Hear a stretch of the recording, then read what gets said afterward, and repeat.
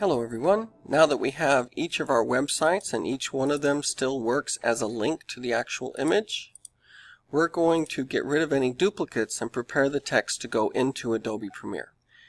I like to do that by copying the whole list, going to the bottom, and then pasting it again. Now it doesn't need to be 17 through 32, so I'm going to click on the numbered list and actually get rid of that. Maybe even Control Enter right here and put it on its own page. So when I look at these, I'm going to carefully examine them and see that I have this website up there twice.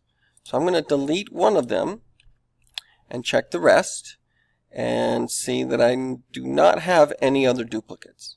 So this text is going to need to go in Adobe Premiere as scrolling credits. So let me copy it and go over to Adobe Premiere. Now these are the individual sequences with images. I'm going to go ahead and make a title that's going to scroll on a black screen. I'm going to go to Control T, make a new title, and I'm going to call this Credits, and this is going to go at the end. I'm going to use my master sequence to test it out because that's where it's going to go eventually. So let's go ahead and click OK and make this bigger. Now we have a single black screen here.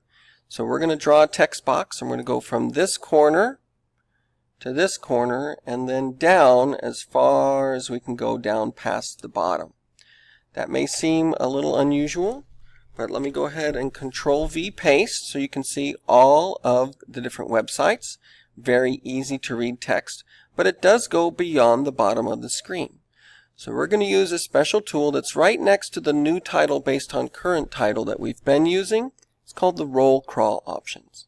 So I'm going to click on it, and it's going to say instead of a still, we want it to roll. And we can either have it start off screen or end off screen, but I'm just going to go ahead and click on that one and have it finish on the screen. These are pretty handy. If you know what you're doing, great. If you just want to put in 30 there and 30 there and 30 here, you'll get a nice effect out of it. I'll show you what that means. So you don't want any of these to be longer than the screen, but if I center these, I now have a scroll bar, and you can see how it goes down to the bottom. Let me show you in another way by making this very narrow. Let's see if we need to make that text box a little bit bigger because we couldn't drag very far down. So I'm going to click on this right here and bring it down until the very last one is visible right there. Now I'm going to go over here and you can see that it scrolls from top to bottom just as far as it needs to. Let's add a little more at the top. Thanks to the following websites for the images. Notice how it wrapped.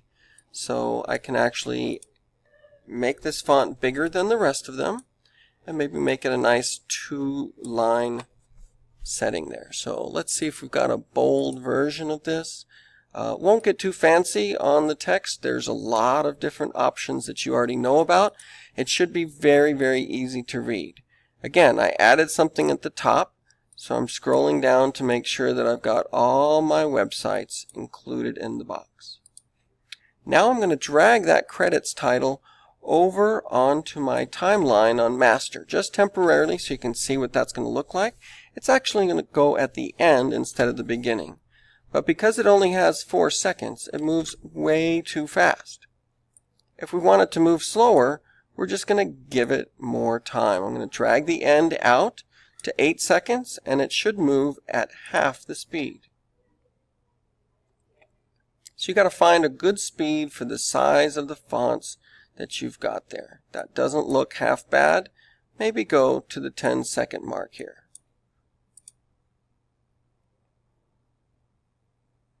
It does look a little choppy, but it should play nicely when we've got this in the video. To edit, I'm going to double click, go in here. I did notice one extra period in front of Jim Hicks. So it works just like the other text boxes, except you have to use the scroll bar to get to the top part or the bottom part and see it. Make sure that these do not go over the edges of that outer frame and that you don't have a lot of extra space because it will feel like it needs to scroll that by as well. If you have extra little boxes like that, that can cause a problem. It's going to try and show that as well. So you'll notice here that when it gets to the end, it doesn't stop at quite the right spot. So make sure you don't have extra little text boxes. Simply use your selection tool and delete those. So you just have one nice long text box there. Now that we know it's going to be 10 seconds, we can go ahead and maybe put it on another track, put it up there, or we can even delete it and just remember, okay, that's going to need 10 seconds at the end of our master sequence.